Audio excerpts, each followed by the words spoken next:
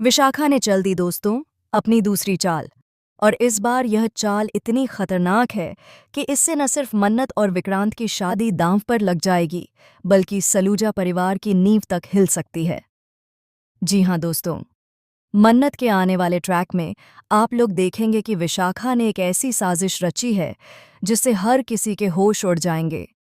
अब तक जहां सबको लग रहा था कि विशाखा पीछे हट चुकी है, वहीं अब वो पूरी ताकत के साथ वापस आई है। और इस बार उसका निशाना सिर्फ मन्नत नहीं, बल्कि पूरा सलूजा परिवार है। विक्रांत और मन्नत की सगाई हो चुकी है, लेकिन विशाखा किसी भी कीमत पर उनकी शादी नहीं होने देना चाहती। उसने अब अपनी चाल का सबसे खतरनाक पत्ता खेल दिया है। नीतू को अपने जाल में फंसा लिया है। आप देखेंगे कि विशाखा नीतू के सामने ऐसी बातें कहेगी कि नीतू की रूह कांप उठेगी।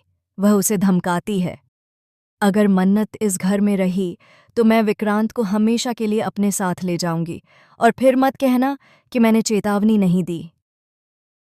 उसकी आंखों में इतनी नफरत, इतनी जलन झलक रही होती है कि नीतू के पास बोलने के लिए कोई शब्द नहीं बचते। नीतू के कमरे में सन्नाटा है। वो टूट चुकी है, डर चुकी है, और उसे समझ नहीं आ रहा कि किस पर भरोसा करे। एक तरफ मन्नत जो उसकी बहू बनने वाली है, और दूसरी तरफ विशाखा जो उसे घर उजाड़ने की धमकी दे रही है। विक्रांत और रोनी उसे संभालने की कोशिश करते हैं, लेकिन नीतू की आंखों में सिर्फ डर दिखाई देता है। उधर मन्नत को इस बात की भनक लग चुकी है कि घर में कुछ बहुत बड़ा खेल चल रहा है।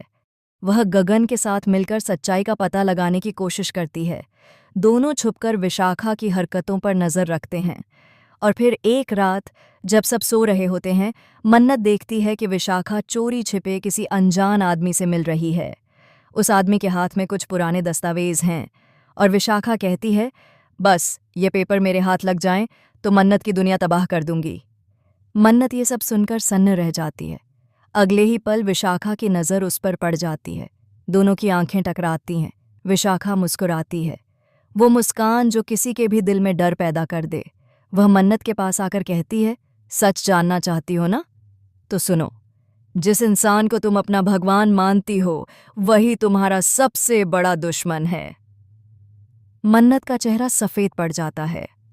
वह समझ नहीं पाती कि विशाखा किसकी बात कर रही है, लेकिन तभी विशाखा आगे कहती है, तुम्हारे और विक्रांत के बीच जो रिश्ता है वो एक झूठ पर बना है।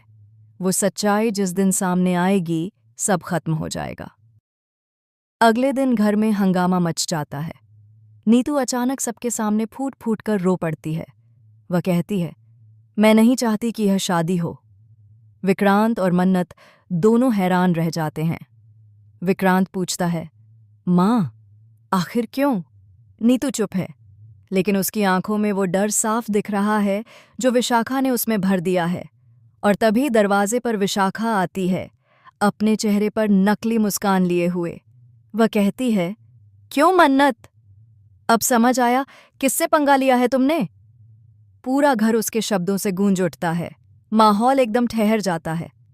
लेकिन कहानी यहीं खत्म नहीं होती दोस्तों। मन्नत अब चुप नहीं रहने वाली। वह ठान लेती है कि चाहे कुछ भी हो जाए, वह विशाखा की चालों का पर्दाफाश करेगी।